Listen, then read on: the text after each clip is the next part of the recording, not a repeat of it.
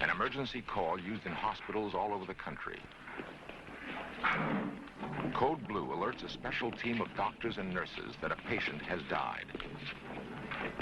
A resuscitation attempt will be made. If it is successful, the patient is brought back to life. 2, 1, stand back. In some cases, they have amazing stories to tell about what it is like on the other side.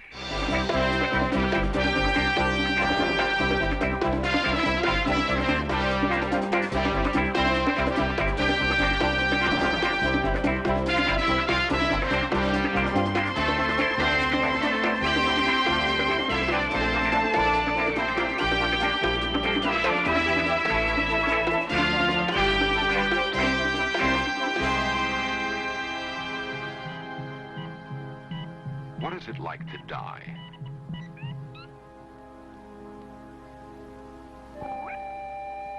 In Search of examines new evidence.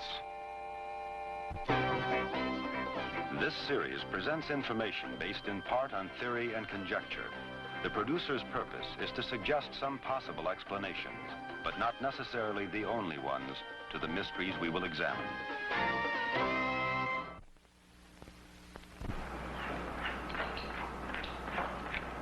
Dr. Thomas Rockwell is on intimate terms with death. As head of the emergency room at Santa Monica Hospital in California, he treats over 90 patients a day who are on the outer edge of life. Somebody's standing in my chest.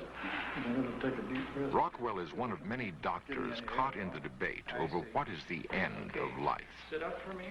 The medical definition of death has been challenged by the advance of science. We're all composed of billions of cells. These cells depend on each other for their survival, but each of them has a lifespan of its own. EKG, and I'd like to get a portable chest film. Dr. Rockwell, CPR. Code 2, 3, 4. In the past, death has been defined as the point at which the heart stopped beating. Count of 5, I'm going to defibrillate. 4, 5. 1, stand back, go. But we've come to find out that some of the cells in the body can live on for a considerable length of time after the heart stops beating.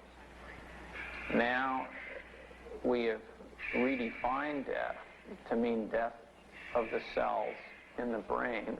Now it's very difficult sometimes to tell when that has occurred.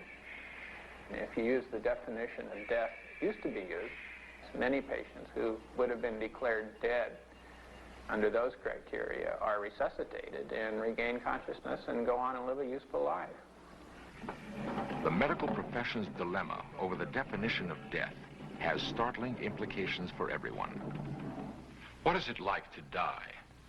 For centuries, man has turned to his priests and wise men for answers. There were no first-hand accounts to go by. Now, due to advances in medical science, there are a few among us who claim to know what death is. Not scientists or doctors, but people who have technically crossed the line between life and death. Western custom is to mask the pain of dying and the sting of bereavement. But the accounts of those who have died and been brought back to life are remarkably similar in that the experience seems not to have been an unpleasant one at all. The words they choose may be different, but their stories lead to the same astonishing conclusion. One account goes, "I lost control of my car on a curve, and I remember thinking, this is the end.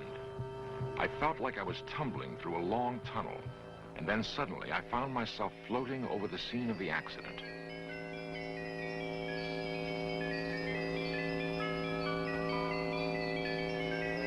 Another victim describes his experience this way. "It happened years ago. I was playing in the pool with my brother when I lost my breath. I kept bobbing up and down, and then suddenly I was engulfed in blackness. I could hear a soft, vibrating sound in my ear like wind chimes, and then I was above my body, watching them pull me out of the water and pound on my back.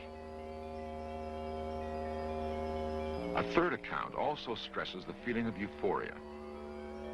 I was on the steps when the heart attack came. I collapsed and then felt myself go out of my body. The next thing I knew, I was in a rolling field, too beautiful to describe.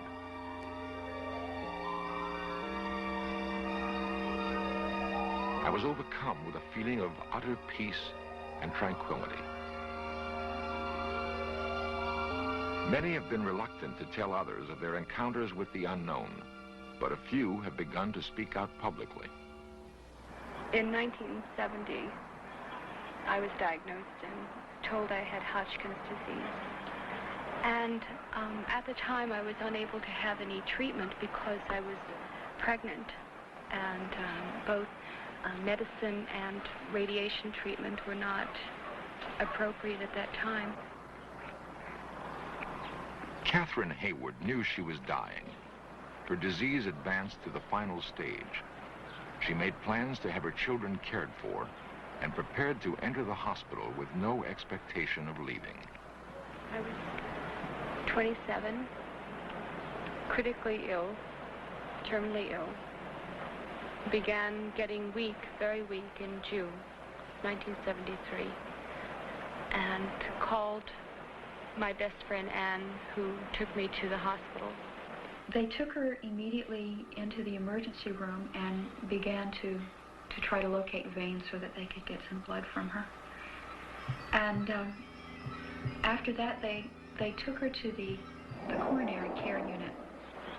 Then it happened. I was lying on my side, and I looked over at the heart monitor, and the line went straight across. And the next thing I knew, I was standing over my body, looking down at the form in the bed. I watched the nurse beside the bed, adjusting the wires, and I was fascinated by it. I kept wanting to tap her on the shoulder and tell her that I wasn't there. Then I saw this team of nurses and this little green thing on wheels coming toward the bed, and they were in such a hurry, it really scared me. So I turned and stepped into a tunnel, I guess you'd call it, because it definitely had sides, and I definitely felt confined. And I started moving upward, and I felt exhilarated, but when I got to the end of the tunnel, there was this light that was so bright, I thought would hurt my eyes. Then I saw him about 100, 150 feet ahead of me, and it was the figure that I knew to be God. They began punching on her chest and thrusting some sort of instrument down her throat to help open up her passages so that she could breathe. Kathy wasn't responding. I said, please don't make me go back. Please let me stay here with you. I sounded like a spoiled child, and I was really, really hanging on. Finally, he just took me in, firmly but gently pushed me away from him and said, you must go back. There is a task that you have to do for me. And if you do this, you will come to me. And then he turned and he walked away. And I was furious.